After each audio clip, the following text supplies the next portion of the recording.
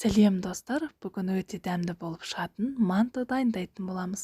Ол үшін бір жұмыртқа, кішкентай қас толтырып тұз және салқын су құйып, тұзымыз толықтай ерігенше араластыратын боламыз. Ерігеннен соң електен ұнымызды өткіземіз. Осылай барлығын өткізіп, қолмен қамырды илей бастаймыз. Қамырымыз тым жұмсақ, қатты болмау қажет, орташа қылып илеп, осылай қолмен бетін жауып, 20 минутқа қамырымызды демалдыруға қойып қоямыз.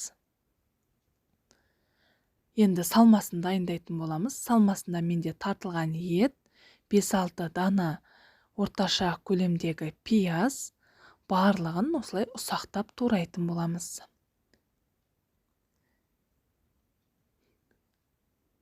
Осылай пиязымызды барлығын турап болғаннан соң, қалауыңызша бір картопты қоссаңыз да болады. Осылай картопты алып, оны да ұсақтап турап, осылай қосатын боламыз.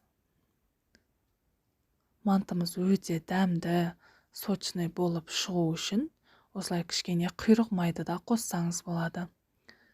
Кішкене ғана көлемде құйрық майды алып, оны да кубик етіп, барлығын ұсақтап турап қосатын боламыз.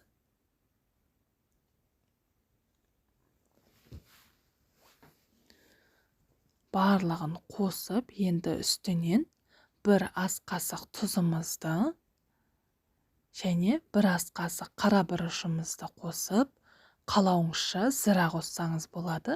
Зіраны мен осылай қолға алып, кішкене сықылау арқылы, осылай кішкене езу арқылы осылай қосатын боламын. Енді толықтай барлығы араласу үшін барлығын осылай араластырып дайындап аламыз. Енді 20 минуттан соң қамырымызды алып, екіге бөліп, бірдей етіп бөліп алып, суалаға келтіріп, қамырды жая бастаймыз. Осылай кішкене мен демалдырып 5 минутқа қойып, кішкене ұнды сеуіп, қамырдың осылай шетін басу арқылы дөңгелек етіп жайып шығатын боламыз. Ортасын көп басудың қажеті жоқ, тек осылай шетін басу арқылы топ-томалақ етіп қамырды жаямыз. Осылай шетін басып, жайып, енді оқтаумен бір текес етіп жайып шығамыз.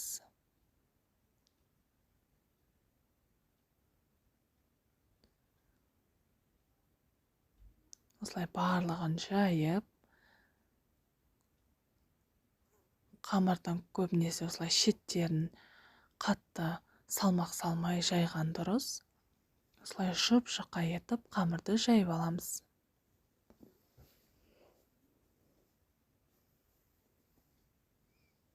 Осылай кішкене ұнды сеуіп, енді екі шетін осылай қайыру арқылы жайсаңыз да болады. Қамырыңыз сол кезде бір тегіс болып жайылады, шеттері қалың болмайды. Дәл осылай айналдыру арқылы шеттерін осылай жайып шығатын боламыз.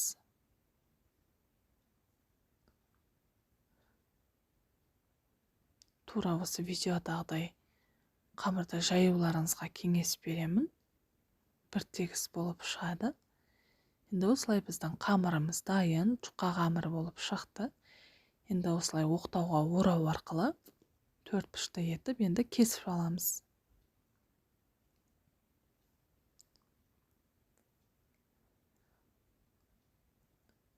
Осылай бір-біріне қою арқылы бірдей етіп кесіп дайындап аламыз. Қамырымыз өте жұмсақ, жұқа болып шықты. Дәл осылай кесіп, енді үлкен ас қасықпен салмаларын салып шығамыз.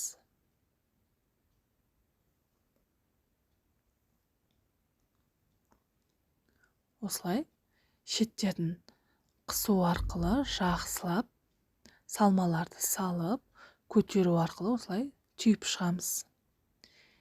Мантоваркамызды алдын ала осылай майлап аламыз.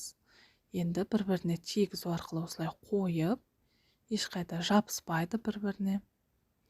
Дәл осылай қойып, үстінен қалауыңызша сұйылмайды да кішкене осылай жағып шықсаңыз болады.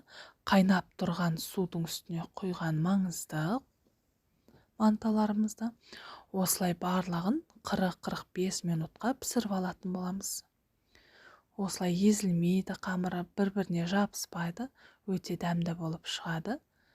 Мантымызды осылай майонезбен немесе пиязбен помидорды қуыру арқылы осылай ұсынсаңыздар болады. Достар, видео ұнаса лайк басып парақшама тіркеліп, өз пікірлеріңізді қалдыруды ұмытпаңыздар. Сіз де дәл осылай дайындап көріңіз, ас болсын.